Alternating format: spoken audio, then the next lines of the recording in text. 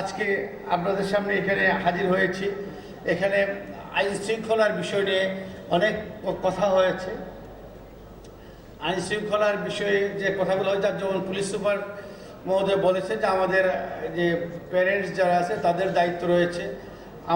আমি মনে করি যে এই যে কিশোর গ্যাং বলি বা যে কোনো সমস্যা বলি, আমরা প্যারেন্টসদের কিছু ত্রুটি বিচ্যুতি আছে, এটা আমি বলবো না।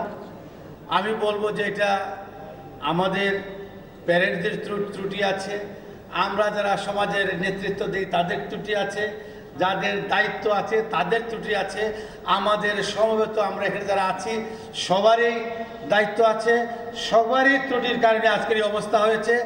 আজ সেই অবস্থা থেকে ফিরে আসতে হলে আমরা সবাই মিলে একজোট হয়ে দায়িত্ব পালন করতে হবে।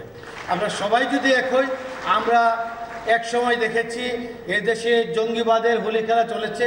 এই সিলেট শহরে আমরা দেখেছি পুলিশ সদস্য সহ অনেকেই আহত হয়েছেন। এটা আগের বক্তব্যে আমরা শুনেছি। সারা বাংলাদেশের কী অবস্থা হয়েছে, জঙ্গিবাদ কিভাবে আমাদের দেশে আস্তানা করতে চলেছিল, কিভাবে খুলনাতে দেশের দক্ষিণ পশ্চিমাঞ্চলের সন্ত্রাসবাদের একটা চারণভূমি হয়ে উঠেছিল।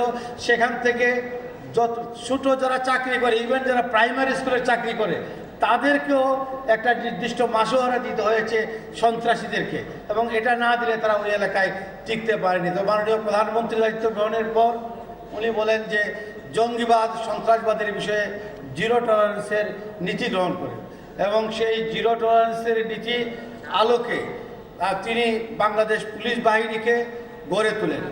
এবং আমাদের জেলা প্রশাসক মহোদয় বলেছেন এ দেশকে এগিয়ে নেওয়ার জন্য কিছু টার্গেট দিয়ে সেই টার্গেটের লক্ষ্য নিয়ে উনি কাজ করা শুরু করেন।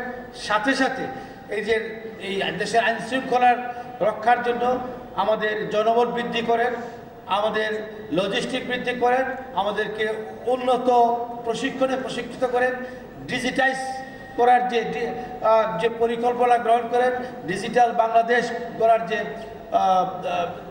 যে পরিকল্পনা গ্রহণ করেন, এর বাস্তবায়নের ফলে আজকে আমরা সেই সক্ষমতা অর্জন করি।